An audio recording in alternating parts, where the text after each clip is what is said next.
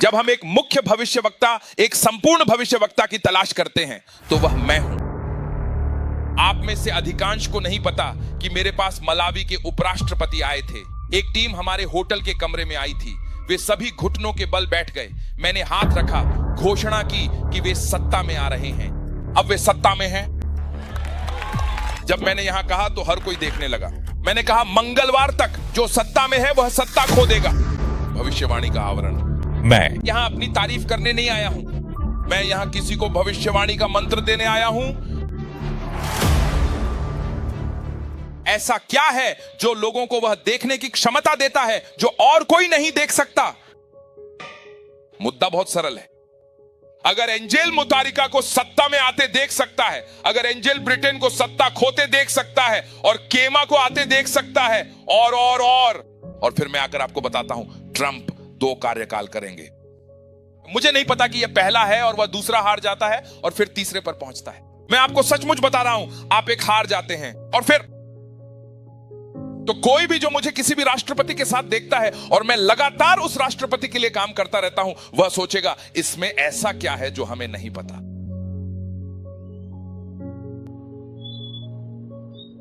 संदेश बहुत ही सरल है,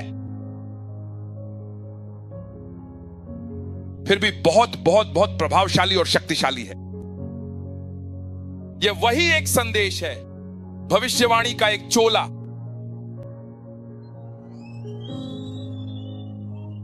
यह कुछ ऐसा है जिसे मैं कभी प्रचारित करना नहीं चाहता, लेकिन यह जरूरी है कि आप उस व्यक्ति से भविष्यवाणी का चोला प्राप्त करें जो वास्तव में प्राचीन है। एक मंत्रालय के रूप में हमें यह अनुग्रह प्राप्त है कि हमारे पास क्षमता और प्रवृत्ति है, या कहें झुकाव है। हमारे पास भविष्यवाणी का अनुसरण करने की प्रवृत्ति है, इस तरह से कि वास्तव में मैं ही वह हूं जिसके पास यह नामकरण है। भविष्यवाणी की प्रणाली और भविष्यवाणी का नामकरण। मंडल का अर्थ यह नहीं है कि आप अपने घर में लोकप्रिय हो जाएं, अपने देश में लोकप्रिय हो जाएं, या अंतरराष्ट्रीय स्तर पर लोकप्रिय हो जाएं। यह सिर्फ आपके परिवार के लिए हो सकता है, या आपके व्यवसाय के लिए हो सकता है, ये आपके गांव के लिए हो सकता है, यह हो सकता है उन 2 लोगों के लिए जिनसे आप मित्र हैं। मैं आज की सेवा के बाद यह घोषणा और आदेश देता हूं कि आप भविष्यवाणी के मंडल के सहभागी बनेंगे। आपके घर पर, आपके परिवार पर, आपके गांव पर, आपके शहर पर, आपके प्रांत पर, आपके देश पर यह संभव है। अपने आप से पूछिए, क्यों आपके परिवार में जब कुछ होता है तो वे आपको नहीं बताते? क्योंकि जो कुछ हो रहा है उसकी दुनिया में आप बेकार हैं। मैं अपने परिवार में सबसे छोटा हूं, लेकिन जब उन्हें कुछ चाहिए होता है तो वे मुझे ही बुलाते हैं। मैं आत्मिक बातों में अनिवार्य हूं। ऐसा क्या था जिसने परमेश्वर के महान पुरुषों और महिलाओं को प्रेरित किया? जैसे कि महान कॉर्पस, ऐसा कहने के लिए ब्रैनहम के समय के बाद से मैंने इतना तीक्ष्ण भविष्यवक्ता कभी नहीं देखा। आखिर उसमें ऐसा क्या आ गया था? ऐसा क्या था जिसने महान रोडेंट को प्रेरित किया? हॉवर्ड ब्राउन, जो कि ईसाई धर्म की हु इज हु में है। जनरल्स की पुस्तक में भी लिखा है कि मैंने इससे अधिक तीक्ष्ण कुछ नहीं देखा। ऐसा क्या था जिसने महान क्रिस ओयाखिलोमे को प्रेरित किया? वह शायद सबसे महान नहीं है, बल्कि वास्तव में वही सबसे महान है। इतनी प्रबल अधिकारिता के साथ बोलना, यह कहना कि आज के ईसाई धर्म में यही व्यक्ति मुख्य है। एक भविष्यवक्ता के रूप में ऐसा क्या है जो लोगों को वह देखने की क्षमता देता है जो अन्य नहीं देख सकते? मैं यहां अपनी ही प्रशंसा करने नहीं आया हूं। मैं किसी ऐसे व्यक्ति को भविष्यवाणी का महत्वपूर्ण चोला सौंपने आया हूं, सैकुमा। लेकिन यह चोला वास्तव में क्या दर्शाता है? यह सिर्फ एक वस्त्र नहीं, बल्कि एक गहन जिम्मेदारी और एक विशेष भाग्य का प्रतीक है। ओह, चिंता मत करो, मैं अपनी बात को बहुत जल्द, बस कुछ ही मिनटों में समाप्त कर दूंगा और फिर हम आगे बढ़ सकते हैं। चोला क्या है? चोला शक्ति का एक संकेंद्रण है जो मसीह में समाहित है। कुछ समझदार लोग जिन्होंने आत्मा के क्षेत्र में यात्रा की है वास्तव में उसे एकत्र कर सकते हैं और कह सकते हैं मैंने परमेश्वर के इस आयाम को समेट लिया है। तो चोला परमेश्वर का एक आयाम है, यह अभिषेक नहीं है। यह परमेश्वर का एक ऐसा आयाम है जिसे अभिषेक द्वारा पोषित किया जाता है, फिर अभिषेक उस आयाम की ओर दौड़ता है। आपको क्या लगता है कि क्या कारण है कि परमेश्वर के जन जैसे पास्टर क्रिस ओयाखिलो में जाकर व्हील चेयर पर बैठे 1 2 3 4 5 6 7 8 9 10 लोगों से कहते हैं उठो? ऐसा लगता है जैसे उनके पास इसके लिए समय नहीं है, उन्हें किसी और चीज के लिए घर जाना है। क्या कारण था कि इदाहोसा आपके इस जिम्बाब्वे में आए और उन्होंने कहा प्रचार करने से पहले मुझे चाहिए कि आप गाएं और मैं तब तक बैठा रहूंगा जब तक आप मुझे 18 लोग नहीं लाते जो चर्चों में हैं। फिर उसके बाद कम से कम मुझे एक मृत व्यक्ति लाओ, फिर मैं प्रचार करूंगा। क्या तुम्हें लगता है कि यह सामान्य अभिषेक है जैक? नहीं। अब यह मनुष्य के भीतर एक आयाम है, वह आत्मा के क्षेत्र में फिसलने में सफल हो गया है। शक्ति का एक संकेंद्रण। काश यहां मेरे पास लोग होते। बस हां बोलो, कहिए अब यह अभिषेक नहीं रहा, यह मसीह में एक आयाम है। आप मैं अब यह नहीं कर सकता। मैं एक ऐसे व्यक्ति की तलाश कर रहा हूं जिसे यह चीज दूं,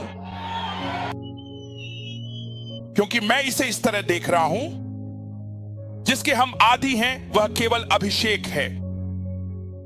लेकिन हम एक चादर मंटल की वास्तविकताओं, प्रणालियों और तौर तरीकों से परिचित नहीं हुए हैं।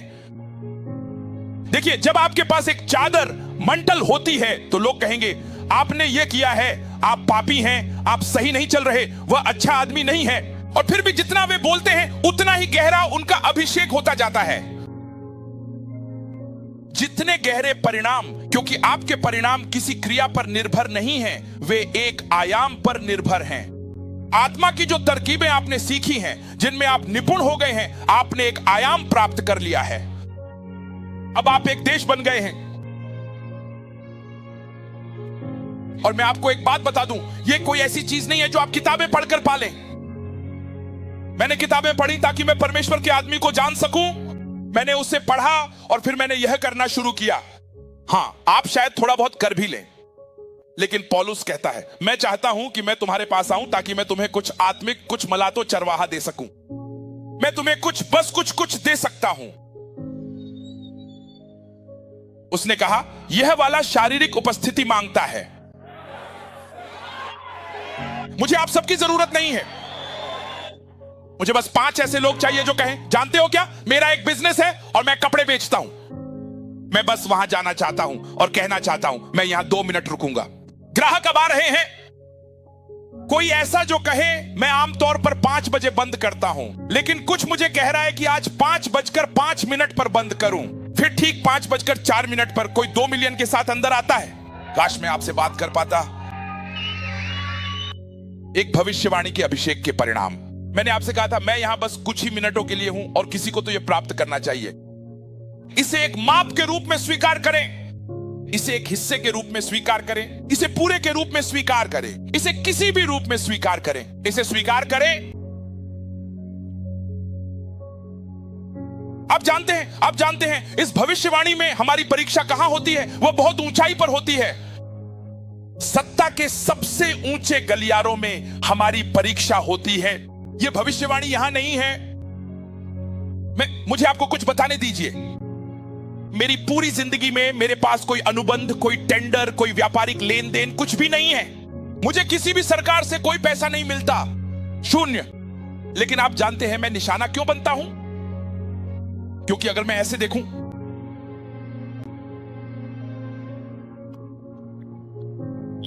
समस्या यह नहीं है कि मैं किसी के साथ धोखाधड़ी कर रहा हूं, किसी का पैसा ले रहा हूं या किसी को ठग रहा हूं। नहीं, मुद्दा सीधा है। मुद्दा बहुत ही सीधा है। अगर एंजेल मुतारिका को सत्ता में आते देख सकता है, अगर एंजेल ब्रिटेन को सत्ता खोते देख सकता है और केमा के आने को देख सकता है, और और फिर मैं आकर आपसे कहता हूं ट्रंप 2 कार्यकाल करेंगे। मुझे नहीं पता कि यह पहला है और वह दूसरा हार जाता है और फिर तीसरे पर पहुंचता है। मैं आपको सचमुच बता रहा हूं, आप एक हार जाते हैं और फिर तो कोई भी जो मुझे किसी भी राष्ट्रपति के साथ देखता है और मैं उस राष्ट्रपति के लिए काम करता रहता हूं, वह सोचेगा इसे ऐसा क्या पता है जो हमें नहीं पता।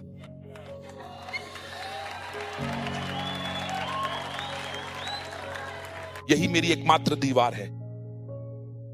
इसीलिए मैं उस आत्मिक महत्व का लक्ष्य बन जाता हूं जो मेरे पास आत्मा के क्षेत्र में है।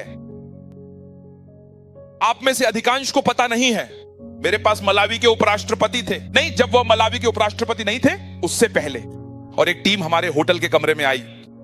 वे सभी घुटनों के बल बैठ गए। मैंने इस तरह हाथ रखा और मैंने घोषणा की कि वे सत्ता में आ रहे हैं। अब वे सत्ता में हैं। जब मैंने यहां कहा तो हर कोई देखने लगा। मैंने कहा किसके द्वारा? मंगलवार तक। क्या मैंने मंगलवार तक कहा था या सोमवार तक? मंगलवार तक। जो सत्ता में है वह सत्ता खो देगा। भविष्यवाणी का चोला। हाँ। और आपको पता नहीं है, भविष्यवाणी के चोले के बारे में अजीब बात यह है, जब मैंने यह कह दिया, जब मैं घर जाने वाला होता हूं, अब मैं एक युबिले फरिश्ता हूं। चोला ऐसा लगता है जैसे, या ऐसा लगता है जैसे वह अभी अभी चला गया। अब मैं असुरक्षित हूं, ऐसा लगता है जैसे भगवान अब मेरी रक्षा नहीं कर रहे हैं। जिस पल मैं बोलता हूं, मैं अजेय हूं, मैं पीला हाथी भी मांग सकता हूं, वो आ जाएगा।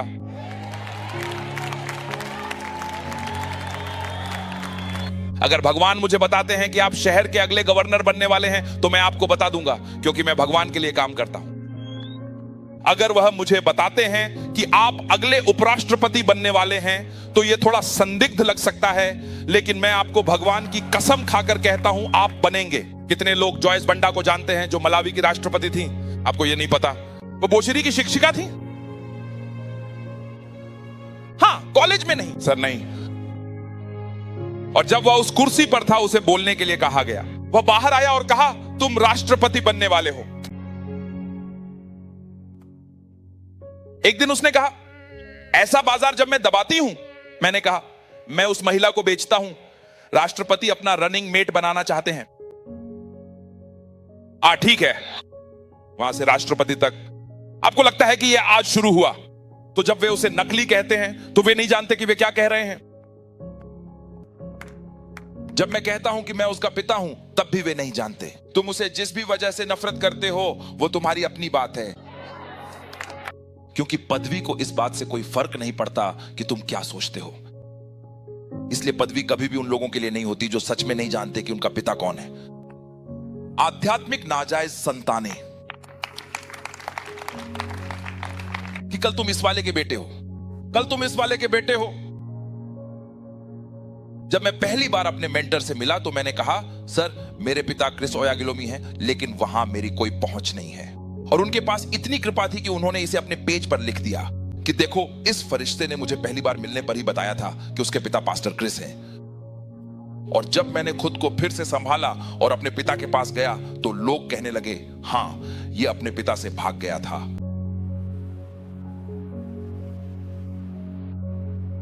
और क्या तुम चुप नहीं हो गए जब तुमने उसे कहते सुना, उसने मुझे बताया था? और उसे समझ नहीं आ रहा था कि क्या करे। अरे, अब उसने खुद कह दिया, अरे।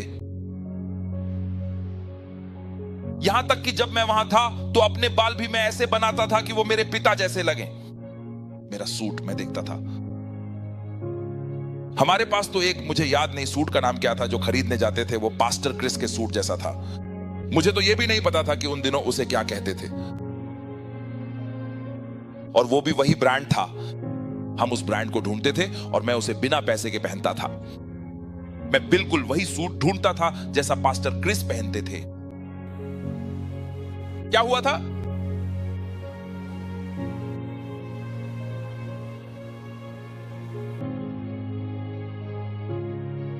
मैं देखता था जब उनके पास खुद का, किसी और का खुद का होता था, तभी मैं वो सूट खरीदता था, ताकि मैं अपने पिता जैसा दिख सकूं। और मैं तब भी उनके साथ नहीं था, क्योंकि मैं कोशिश कर रहा था अंदर जाने की और मैं सफल नहीं हो पा रहा था। तो जब मैं घूमता हूं और कहता हूं मैं भविष्यवाणी में सबसे बड़ा हिस्सेदार हूं, यह घमंड नहीं बोल रहा है। सच कब से घमंड बन गया? मैं और कैसे इस सच को बोलूं? मैं क्या करूं? आइए, मैं इसे जितनी विनम्रता से कह सकता हूं, कोशिश करता हूं। मैं भगवान की कृपा से सबसे अच्छा भविष्यवक्ता हूं।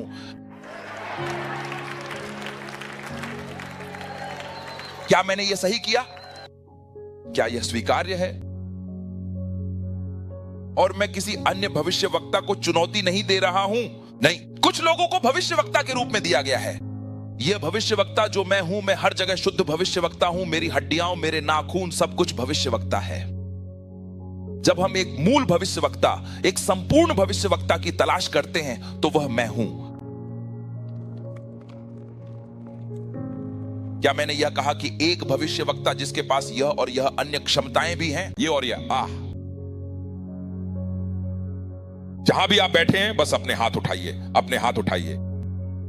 मैं प्रभु की ओर से एक निर्देश लेकर आया हूं कि आपको ऊंचे स्तरों तक पहुंचाऊं। हाँ।